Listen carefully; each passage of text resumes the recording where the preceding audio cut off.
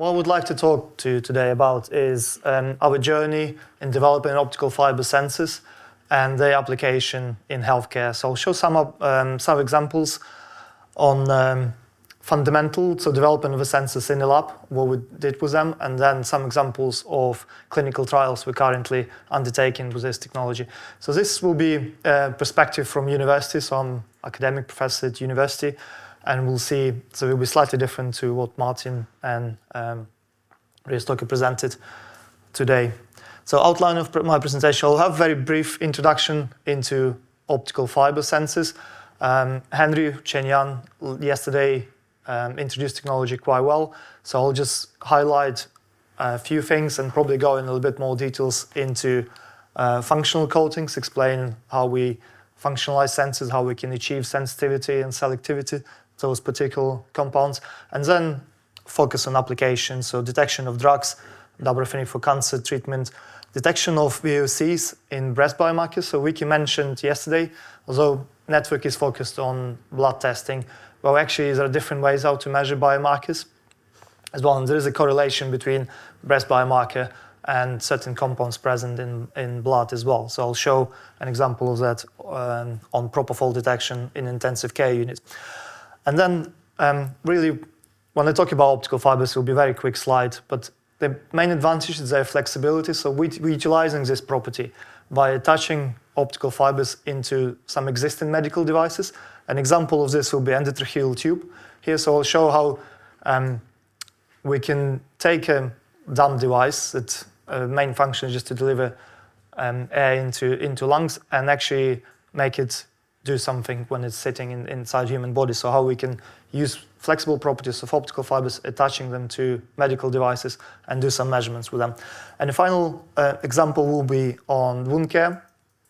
So we're applying developed sensors now into wound healing monitoring. And we are currently undergoing some clinical trials for this. I'll show some examples on this before summarizing my talk. Okay, optical fiber. So Chen-Yan presented and summarized it quite nicely yesterday. So what I just want to highlight why we use optical fibers and why they might have some different attributes and some benefits compared to electrochemical or lateral flow analyzers. So the surface-mounted embedded device, so they're highly flexible. They have a very small size. So the diameter is 125 micrometers, which is the size of your human hair. So it's very easy to use this property to do measurements inside the human body. They can be easily multiplexed, and I'll show an example of that. So you can actually, in a single optical fiber, you can have several sensors, and you can measure different compounds if you functionalize the surface. And in general, optical fiber is made of glass, so it's chemically inert substrate, so it's biocompatible. Again, it's easy to use it in human body. Henry showed different slides, so I'll just explain very briefly what principle behind biochemical optical fiber sensors. So we have a light source, optical fiber. It can be used in two configurations. It can be used as just a guide, so it delivers light to the measurement zone and collects it from there. And there are two ways of how to conduct selective chemical measurements. One is just simply measuring absorption properties of the compound you want to detect. And using Beer-Lambert law, you can tell then the concentration of compounds present in medium you want to investigate, and also what types are present there, because this molecular extinction coefficient, different compounds will have different absorption properties in different valences. It is limited because a lot of compounds will have absorption properties very similar, so it's very difficult to discriminate between them. So the other method, and it's what generally used in biosensing and electrochemical and in other approaches as well, is to use a sensitive element. So this sensitive element for optical fiber sensors, it will change its optical properties in response to the presence of unlight you want to detect. So it's either via binding or you change a color, so it's refractive index change, and so on. So ideally you would like to have a linear relationship between the concentration of the unlight and optical response, but it's not always possible. So the different ways of how to do signal processing after that. Okay, so different sensing platforms. So Henry showed and highlighted one of them based on long period gratings, but there are different ways of how you can make optical fiber to be a sensor. And easiest way, so optical fiber consists of the core and the cladding, and it's used for optical communication. But in general, for optical communication, we don't want to have any interaction of the light with external environment. So we want to have our information transmitted from here for thousands of kilometers uninterrupted. For sensors, we want the opposite. We would like light to interact with surrounding medium. So easiest way is simply to remove a portion of the cladding. So light is then propagating outside of the medium, interacts with it, and it's very similar to the previous slide I showed. You can either use absorption properties of components you want to measure, or you can have a sensitive element coated on the surface of optical fiber. And I'll talk about this later on in more details. The other relatively simple way is so-called tapering of optical fibers. This way you can expose optical fiber to heat source, and this can be laser, or this can be just the flame. And you pull fibers into opposite directions, and it will thin out because you will create, you melt fiber. It's typically made of silica. So you melt it and you pull it in opposite directions, and then you create evanescent wave around this tapered region. Again, interaction with surrounding medium, it's extremely sensitive to refractive index. You can coat the surface of optical fiber, so you can create biosense. We use a lot, and I'll show examples, so-called reflection type of optical fiber sensors. So where you use a coupler, a light is coupled from one channel, and then it's reflected at the tip of optical fiber, and is detected then by photodiode or spectrometer. And again, similar principle here. So if refractive index changes, intensity of the light will change, or you can coat the tip of the optical fiber with functional layer. Gratings, long period gratings, we use a lot. It's simply periodic modulation of refractive index inside the core of optical fiber. There are two types. So you can have long period grating, where you measure in transmission mode. So you put a broadband spectrum into optical fiber, and light will be coupled into the cladding, and at output you will have missing lines. Position of these lines, or colors or wavelengths, depends on external refractive index. Again, you can have a second configuration, which is working in reflection mode, where light is reflected back, and you'll measure a single color reflected at the input of optical fiber. So if you compare these different sensing platforms, these three are mainly intensity based. So you need to measure intensity variation with the concentration or presence of the analyte. So it has its limitations because you need to control light, and so intensity variation could be because of the light source drift, because of sensitivity of detector, external light as well. So it's a bit more complicated to implement, whereas wavelength encoding information is much easier, although it requires typically spectrometer to be used, so it's a bit more expensive. There is always a trade-off between the cost and what you can get out of this technology. But with grating as well, it's very easy to multiplex, because what you can do is in a single optical fiber, you can create different, so lambda here is the distance between grating elements. So if you can create different period of the grating, and this you will reflect or you will couple different wavelengths. So effectively, you can have, with fiber break gratings, you can have up to 1,000 elements. So you can actually have 1,000 measurement zones in single optical fiber. And you know that they will be reflecting different colors. And an example of this shown in here. And we're using these optical fibers, for example, for endotracheal tube measurements. So optical fibers can measure physical parameters. So these fiber break gratings, for example, are extremely sensitive to temperature, strain, and we modify them to measure pressure as well. But they're not fiber break gratings. We won't be able to use them for biosensor development or chemical sensor, because all light stays inside the core of optical fiber. With long period gratings, because we're coupling into the cladding, we can still implement multiplexing, but we can also do biological measurements or chemical measurements. In order to achieve this, so Henry showed this slide, so I'll just very, very briefly mention this. We need to have a sensitive element that selectively detects a particular compound. So I'll go in a bit more detail, so different ways, so how this can be achieved on what we're doing in our lab. So the simplest way of what we're finding, simplest way for us, is actually to create this mesoporous structure on the surface of optical fiber, on the tip of optical fiber. We're using layer by layer method here. So we use a polycation washing step, so you remove any physically bound compounds there. and then you can use oppositely charged component to build electrostatically layer by layer. This is quite a nice method because you can, in a lab, so it's when we talk about mass fabrication, and I'll mention this later on, there are certain problems with it, but in a lab it's very nice for research purposes because you can control precisely with monolayer thickness, you can control thickness of the coating. And it's quite important for development for optical fiber sensors. Once we created this mesoporous structure, so SEM is shown in here, so this is an example where we use the polycation polyaluminum hydrochloride, I think it was, and silicon nanoparticles that have negative charge. You can play with the size of nanoparticles as well. You can have various nanoparticles. So we have done this with gold nanoparticles, silver nanoparticles, silicon nanoparticles. So there is a big variety of what you can do.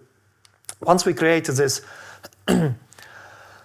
base structure, mesoporous structure, we can infuse it with functional compounds. For example, you can use porphyrins that will change their color in presence of certain chemical compounds.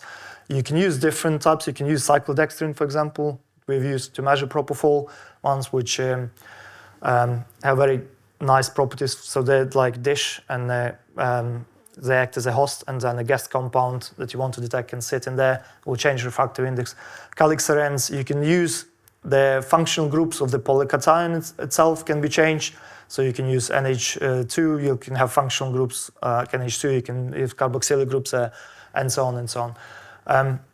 This mesoporous structure as well is very useful because you increase surface area, so your interaction with analyte is increased quite considerably. So we have used this, for example, for antigen-antibody interaction. Henry showed yesterday quite high concentrations when we're binding antibodies directly on the surface. If you use this mesoporous structure, you can get down to nanomolar concentrations. The second method, he very briefly mentions this, is based on molecular imprinting. So it's quite a nice method. It's artificial antigen-antibody interaction, effectively. So the concept is relatively simple. So you have your template, which is analyte you want to detect, and you complex it with a monomer that will have complementary functional groups to the compound you detect. And so they create these chemical bonds here, and then you use polymerization step. So you create effectively a cavity around the template you want to detect. Then you can remove your template. There are different ways how to do it. You can use solvents, you can use light, you can use temperature. So to break this chemical bond. And once template is removed, what you have is a cavity that mimics physical properties and chemical properties of the compound you want to detect. So it increases selectivity quite considerably. An example of this is shown here. So there are different ways of how to do this. So you can use different polymers. This can be organic or inorganic polymers.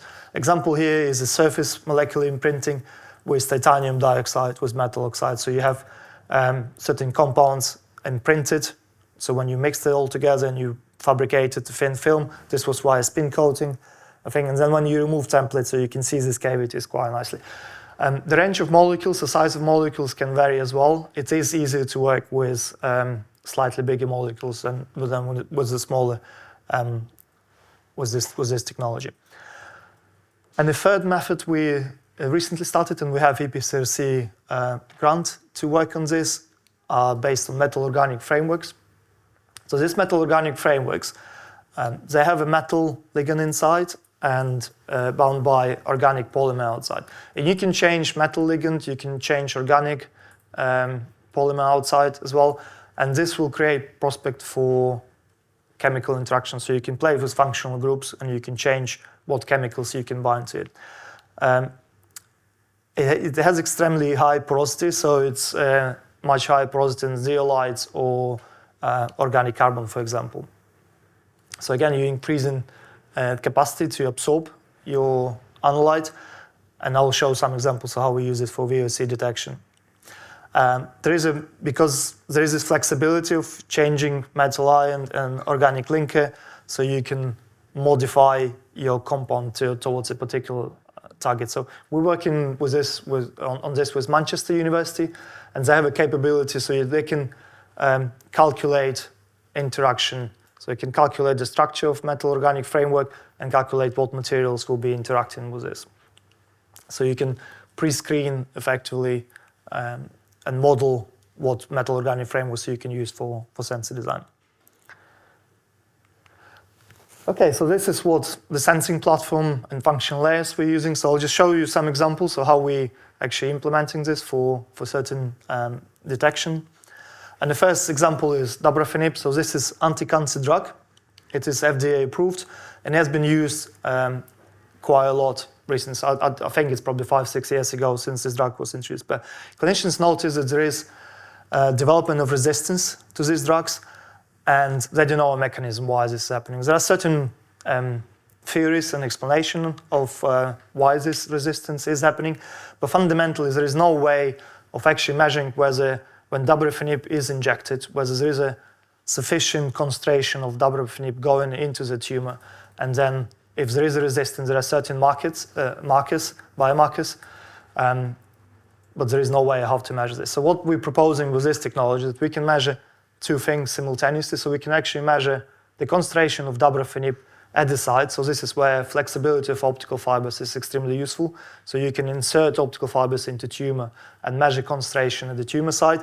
But we're also proposing to measure the response, cytokines. And if certain cytokines are present in tumor vicinity, so you can indicate of resistance to this cancer drug.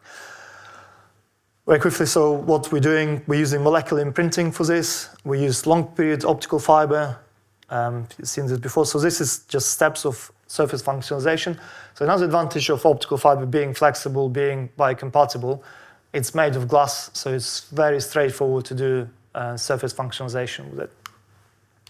So these steps explained here. So we used APTS to create binding sites, and then we used monomers, functional monomers, and a template here. So rather than use dabrafenib, which is a bit more expensive, we used analog to dabrafenib to prove the concept, which was compound shown here, to aminoquinoline. Once we demonstrated that it works, we use dabrafenib as a template, and I'll show you a difference as well with molecular imprint. So you can, when you use one of them as a template, it's extremely selectively sensitive to that compound that's used as a template. So this is a monomers we have used. So it was based on methyl acrylic acid. The templates, we used two different types. So you can see blue here was 2-aminoquinoline, and dabrafenib here as well. So this is typical signal change you will get when you modify the surface of optical fiber. Again, for R&D and when we're doing it in a lab, it's extremely useful to have this capability to measure in real time the modification of the surface as well. So it's not just measurement of the compounds in real time, but actually surface functionalization, and you can tell whether your sensor is capable of doing measurements or not. So this is typical what you will see. So wavelength shift. We design our sensor in a specific way. These two attenuation bands, they move into opposite direction, so you increase the sensitivity because you measure a difference rather than just tracking a single band here. So once we have done this, so what we did, we exposed the functionalized long period grating optical fiber to different concentrations of dabrafenib. And you can see there is quite a nice response in here.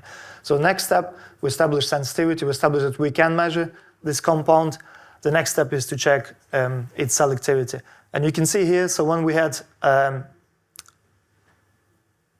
template, analog template, used for as a template, we didn't see any sensitivity to dabrafenib. And when we use the dabrafenib as a template, so we could see that there is a sensitivity to this compound. And vice versa, so I'm not showing results here, but when we use 2-aminoquinoline as a template, we had the response to 2-aminoquinoline, but not to dabrafenib. So it just proves the concept with molecular imprinting. Yes, this technology, I think, is probably, 30, 40 years old, but it still stays in lab. Although for sensor development, there's not a lot of work done in this area, but they are used for gas chromatography, for example, so as a binding sites and particles inside the chromatography columns. So just the response time is also typically with sensor, it's all driven by kinetic as well. So response of a sensor in terms of refractive index changes, the Andy showed yesterday is extremely fast. But having a capture layer, it really depends on response time, depends on interaction between the capture layer and analyte. So we established some sensitivity, we published paper on this, and we just applied for funding, so we're waiting. So we've been invited to submit a full proposal to CR UK, and so our validation, so we established this part, so we think we have a robust sensor developed now.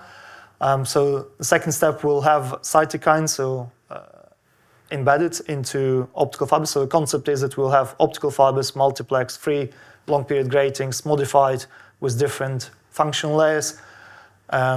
We'll try to validate it first on 3D spheroid models, and then to use animal models that we have, small animal models that we have at the University of Nottingham.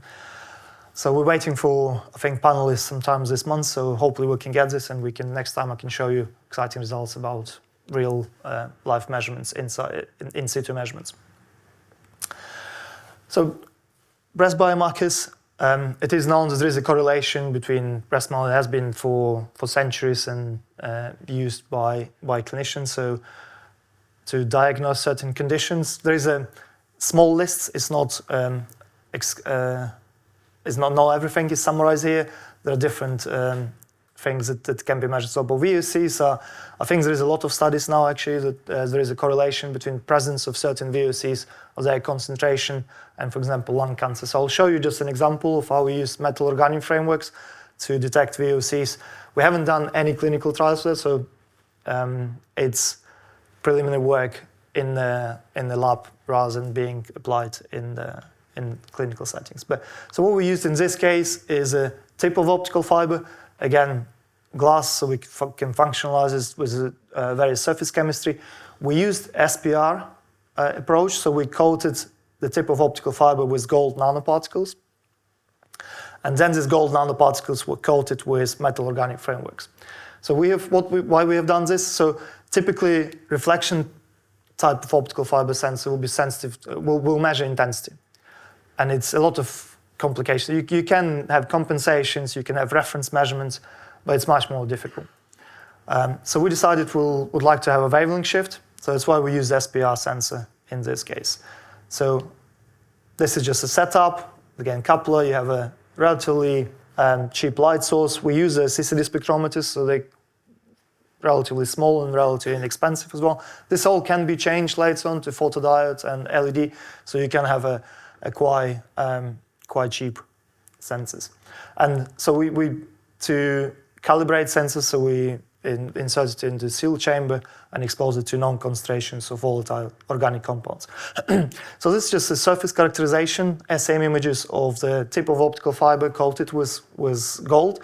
So we used 40 nanometers gold nanoparticles, and you can see quite nice localized surface plasmon resonance peaks here.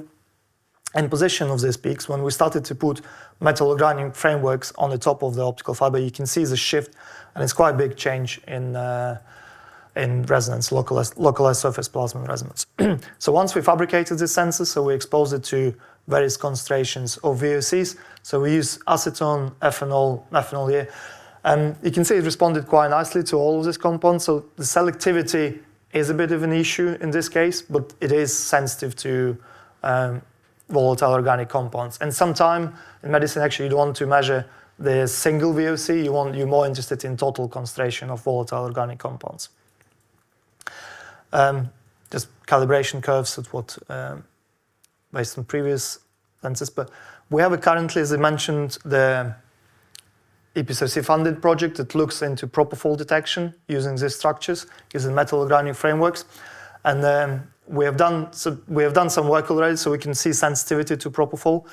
Our next steps in the next year, again, we have funding to do 10 patients in ICU where sensors will be embedded into breathing circuit, and then patients are administered propofol. We'll see a correlation. We're going to measure propofol in the headspace of the blood as well, so we're going to take blood samples and also measure it in breast as well to find the correlation between the two. Why it is an important problem? So at the moment, propofol is administered based on the weight of the patient rather than on the metabolic kinetic of therapeutic kinetics. So We hope this will, and sometimes it leads to patients to wake up in the middle of a surgery, and they need to boost again with propofol. So we hope to see the correlation that clinicians can actually in real time administer a sufficient dose, and so it will lead to personalized treatment. Okay, so the last two examples I want to show are actually the products we have at the moment, and they are undergoing clinical trials. And the first one is around endotracheal tube. I think after pandemic, everyone is familiar with it. Just very, very briefly, endotracheal tube is used for patients who can't breathe themselves, so they're connected to a mechanical ventilator, so it's to officially ventilate your lungs. There is this inflatable balloon here, and it has two functions here. So one is to secure the tube, and the second function is to prevent any secretions going through your trachea to your lungs. Because when you're unconscious, you don't have any coughing reflex, so your reflexes are suppressed. So to prevent anything going into your lungs, this balloon exists here. There are problems with it. So at the moment, there is this pilot balloon here, so you can measure pressure inside the cuff. Again, different people will have different size of trachea, and sometimes these balloons are either overinflated or underinflated. If secretion gets into your lungs, you can get a ventilated-associated pneumonia, which is a very, very big problem. If it's overinflated, 50% of people will have minor injuries, where it's a sore throat after the trachea intubation, but 3% will have severe damages, and these severe damages will lead, some of them will lose their voice, and they will need to undergo additional surgeries to correct for endotracheal tube. So our proposal is to use optical fiber sensors attached to this cuff to measure contact pressure, so you know exactly that you're in contact with the trachea, but also that you're in correct pressure range. We're also measuring blood perfusion here. So we're using very similar to what you have on Apple Watch or on your smartphone to measure the PPG heart rate signal. So what we're doing, we have just optical fibers that are delivering green light, as you can see here, to this region, and we have a collection fiber as well that collects light, reflected light, and you can see PPG signal, photoplasmography, and also we can measure contact pressure. So we have done some animal trials, and we have some done healthy volunteers. We just got funding from DPFS to do 40 patients and study this technology in clinical settings. But just to show you the type of signals we're getting from, so this is, we used on 6 pigs in Nottingham. So this is a pressure sensor, and black line is a manometer that is connected to outside to the pilot balloon, and the red line is response of our fiber grating sensor.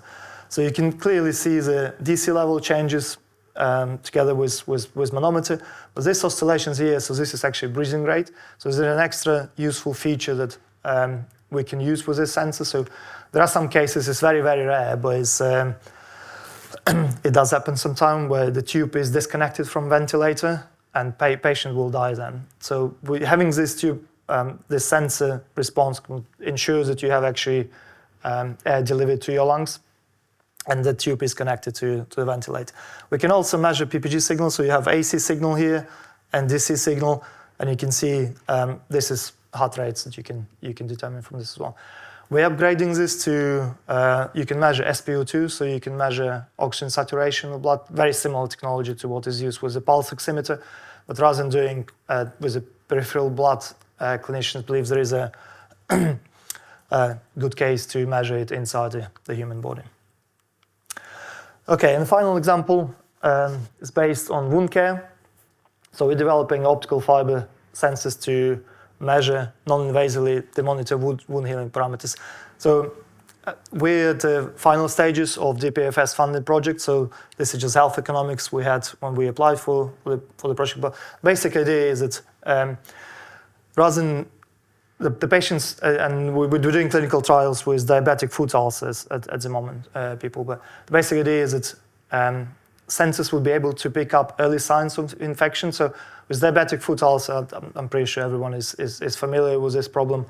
The healing is extremely slow and difficult, and if wound gets infected, it costs a lot of money and a lot of pain, and unfortunately, sometimes it ends up with amputation of a limb. So idea here is it's measuring certain parameters we think we might be able to pick up early enough, and clinicians can intervene early enough, and hopefully to prevent the cause of this. So what we have done with sensors, so we have designed optical fiber sensors that can measure 4 parameters. So we're measuring carbon dioxide, we're measuring ammonia, we're measuring humidity and temperature sensor. So this optical fiber, so this is a ribbon of optical fiber. We have done quite comprehensive characterization in the lab before deploying the sensors on patients. So each fiber, so it's in reflection mode, so the connector here, it goes to unit, I'll show you this in a second, but each tip of the fiber is modified with a function layer to measure this particular analyte. We had initially pH sensor in there as well, but then decided against it because it will need to be in contact with the wound, so it can actually obstruct the wound healing process or interact with wound healing process. So this is a unit we have developed, and this is probes attached, optical fiber probes attached to the wound dressing already. So we have undergone, we have all MHRA approvals and everything. So as I said, we in the middle, we have done 5 patients already, 5 patients, 4 visits for each of the patient. So we're about halfway for this. So this is wound dressing that sits on the wound of the patient, and our sensors are connected to the sensing unit that we can connect signals. So this is what we had to go through in order to be able to conduct this clinical trials. And I think this is one of the biggest obstacle hurdles. I think we were lucky a bit in the sense that when we need to do these clinical trials, pandemic happened, so we got all extensions. So we had enough time to prepare to go through all regulatory approvals. But we have done this. It has taken between 18 to 24 months just to get through all the approvals. We had to go through sterilization processes and so on and so on. And I think it's one of the feedbacks probably from academic point of view. We're not making decisions on this sensor, we're just validating technology. So to spend 2 years just to validate your technology is a bit, I think, over the top too. So we could have done, I think probably for some of the studies where it's not, the clinicians are not guided on this, it's not designed to do the clinical decisions. It would be just easy to go through internal processes of ethical committees, show the technology works, and then go through other processes.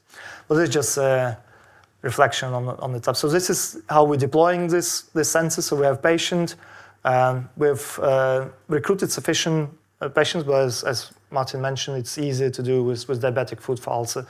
So it's unfortunately it's a lot of people with this problem. So patient comes and sits for 2 hours. We're using also gas chromatography tubes, so we're collecting some other gases from the wound as well that we're going to characterize. So these 4 parameters we have chosen. There is a strong evidence for humidity and temperature, that there is a correlation between wound infection, wound healing, and temperature and humidity of the wound. CO2 and ammonia were a bit more speculative, so there is anecdotal evidence that when wound is infected, it smells with ammonia. So this is what some nurses, clinicians reported, but there is nothing published on this. So we're doing a bit of fundamental research on this stuff. We're collecting gases to measure them with gold standard methods like gas chromatography, and also some other already commercially available gases, ammonia and CO2 gases. So I can show you some of the results. So this is how the sensor is deployed in real time. So you can see, so we're measuring 3 different locations. So we're measuring in environments just to have a baseline, which is, I think it's, I didn't show. So it's a blue line here. We're measuring on the skin, so intact skin, not on the wound. And we're measuring on the wound, so which is this line here.